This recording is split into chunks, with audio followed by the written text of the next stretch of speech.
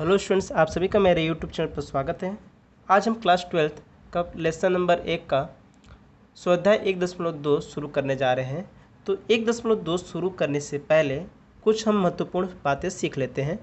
तो स्वाध्याय 1.1 में हमने सूचकांक ज्ञात किया था। तो उसमें क्या था, मूल्य से सूचकांक में बदला जा रहा था। अभी हम लोग स्वाध्याय 1.2 पढ़ेंगे, जिसमें सूचकांक को सूचकांक में बदलना है। राइट। तो यहाँ पे आपको ये दो चीज़ें ध्यान रखना है कि यहाँ पे मूल्य से सूचकांक में बदला और यहाँ क्या करना है, सूचकांक से सूचकांक में बदलना है। तो बच्चे एग्जाम में क्या होते हैं, कंफ्यूज हो जाते हैं कि हमें सूचकांक तो ज्ञात करना है, यहाँ पे भी सूचकांक ज्ञात करना रहता है, यहाँ पे भी सूचकांक ज्ञात करना रहता है, लेकिन यहाँ दोनों कंडीशन अलग अलग हैं। एक मूल्य से सूचकांक में ज्ञात करना है और एक सूचकांक से सूचकांक में ज्ञात करना है। तो जब एग्जाम में बच्चे बैठते हैं तो वहाँ पे क्या होता है कि वो सिर्फ देखते हैं कि मुझे अचल आधार का सूचकांक ज्ञात करना है, पारंपरिक आधार का सूचकांक ज्ञात करना है, सिर्फ ये देखकर हल करना चालू कर देते हैं। ये नहीं देखते कि क्वेश्चन में सूचकांक दिया है कि मूल्य दिया है, ये नहीं ऑब्जर्व करते हैं और डायरेक्टली सॉल्यूशन करना चालू कर देते हैं, जिसकी वजह से सवाल क्या होता है, गलत हो जाता है। तो आज हम उसी को क्लियर करने वाले हैं कि यहाँ पे हमने अभी लिख रखा है कि मूल्य से सूचकांक में बदला जाता है 1.1 में, और 1.2 में सूचकांक से सूचकांक में बदला जाता है। लेकिन हमें ऐसा प्रैक्टिस करना है कि एक्सरसाइज हम के द्वारा हमें ना याद रहे, क्योंकि एग्जाम में ये नहीं लिख कर आने वाला है कि आप 1.1 का सवाल हल कर रहे हो या 1.2 का सवाल हल कर रहे हो। तो हमें सिर्फ वहाँ पे सूचकांक ज्ञात करने के लिए बोलेगा। अब एक लिखा रहेगा कि पारंपरिक आधार के सूचकांक को अचल आधार के सूचकांक में बदलो, और एक लिखा रहेगा कि दिए गए मूल्य को सूचकांक में बदलो। तो यहाँ पे हम लोग सूत्र देख लेते हैं कि जो है यहाँ पे सूचकांक को सूचकांक में जब बदलना होता है तो उसमें अचल आधार का सूचकांक क्या होता है, जिसमें आएगा कि अचल आधार सूचकांक को पारंपरिक आधार के सूचकांक में बदलने के लिए आएगा। पारंपरिक आधार के सूचकांक में बदलने के लिए फर्स्ट कंडीशन इसके अंदर ये पूछा जा सकता है, या ऐसा पूछा जा सकता है कि पारंपरिक आधार का सूचकांक जो दिया होगा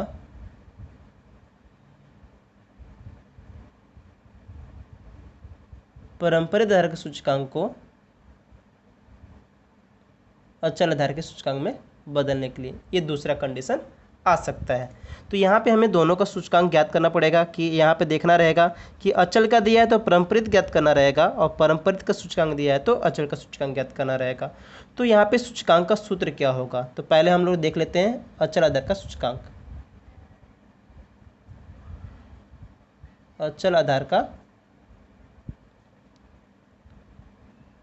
सूचकांक, तो अचल आधार का सूचकांक का सूत्र क्या बनेगा, तो अचल आधार के सूचकांक में हम लोग लिखेंगे, इसका सूत्र मैंने आगे भी बता रखा है, चालू वर्ष के पारंपरिक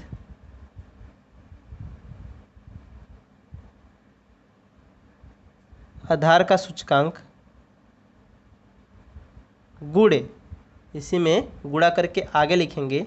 तो हम पहला सूत्र लिख रहे हैं अचल आधार का सूचकांक, तो चालू वर्ष के पारंपरिक आधार का सूचकांक, जो वर्ष चल रहेगा उस वर्ष का जो है पारंपरिक आधार का सूचकांक गुणे, अब क्या आएगा, तो गत वर्ष का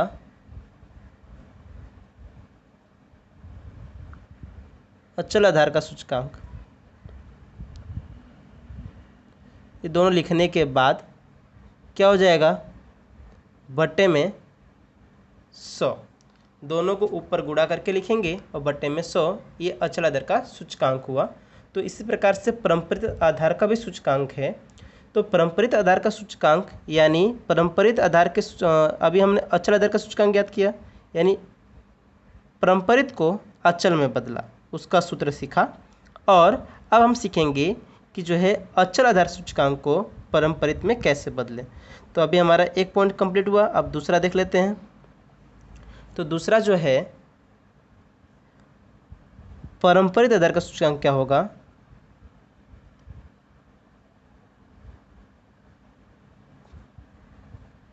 परंपरित आधार का सूचकांक, राइट। तो परंपरित आधार का सूचकांक में आएगा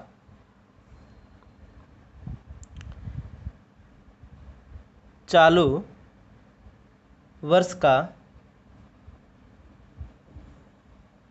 अचल आधार का सूचकांक बटे में गत वर्ष का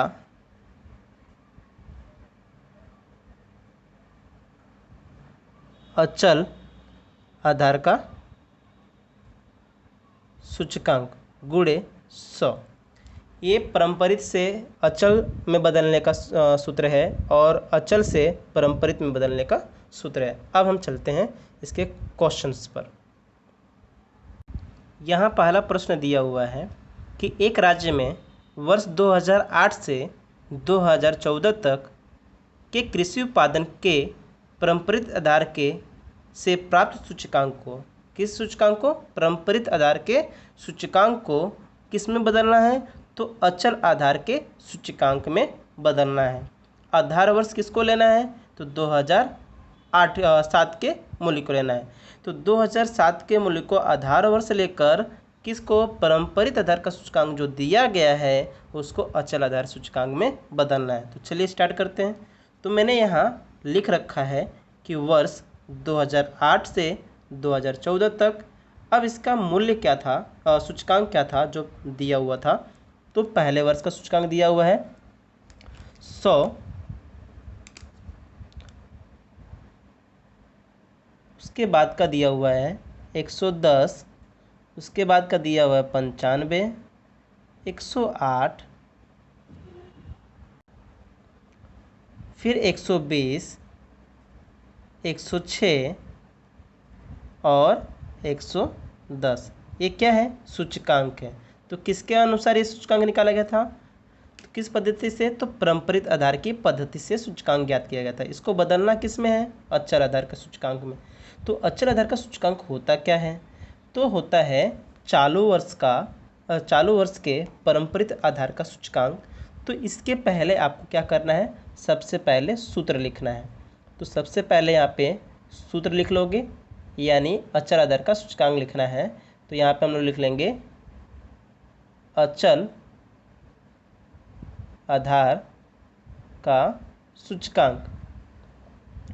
ये सूत्र लिखने के बाद ही हम कैलकुलेशन करेंगे, क्योंकि विदाउट सूत्र का ये तो सॉल्यूशन होगा नहीं।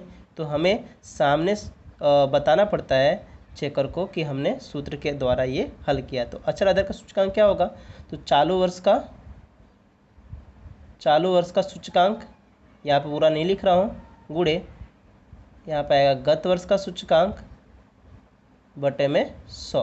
तो इसी रूल्स को हम लोग यहाँ पे फॉलो करेंगे। आप पूरा सूत्र यहाँ पे लिख सकते हो, लिखना भी है। अब यहाँ पे अचल आधार का सूचकांक ज्ञात कर लेते हैं। यहाँ पे पहले का तो चालू वर्ष का जो है, चालू वर्ष के परंपरित आधार का सूचकांक क्या है, तो चालू वर्ष 2008 है, उसका सूचकांक है 100, राइट। अब क्या बोला है, गत वर्ष, तो गत वर्ष बोला था 2007 लेने के लिए। तो बीता हुआ 2007 का तो आंसर मालूम नहीं है, तो हम उसका भी क्या ले लेंगे 100, और बट्टे में क्या रखना है, 100 रखना है। 100 और 100 कट गया तो बचा क्या, 100। तो पहले वर्ष का क्या आ गया, अचल आधार का सूचकांक 100 आ गया। दूसरे वर्ष का अब चालू करेंगे। तो चालू वर्ष 2009, इसका सूचकांक है 110।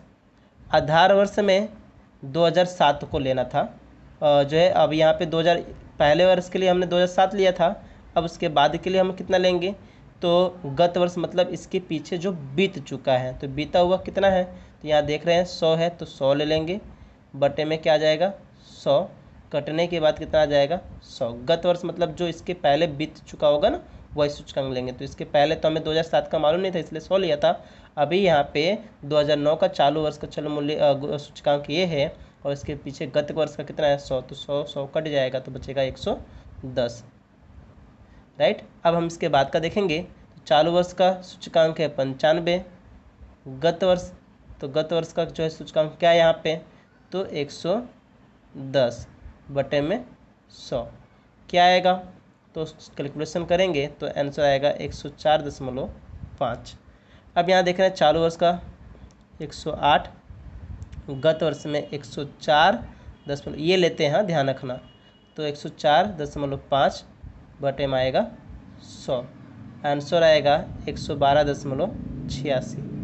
अब इसके बाद का आएगा 120 गुणे गत वर्ष में 112.86 बटे में 100 कैलकुलेशन करेंगे तो 135.43 आएगा। अब इसके बाद का है चालू वर्ष का 106, गत में 135.43 बटे में 100 कैलकुलेशन करेंगे तो आएगा 143.56। चालू वर्ष का 110, गत वर्ष में 143.56 बटे में 100 गुणे 100 बराबर कैलकुलेशन करेंगे तो गुणा करके तो आंसर आएगा 157.92। तो ये हमारा आंसर कंप्लीट हुआ। इसी प्रकार से सेम क्वेश्चंस एक और दिया गया है, क्वेश्चन नंबर 4।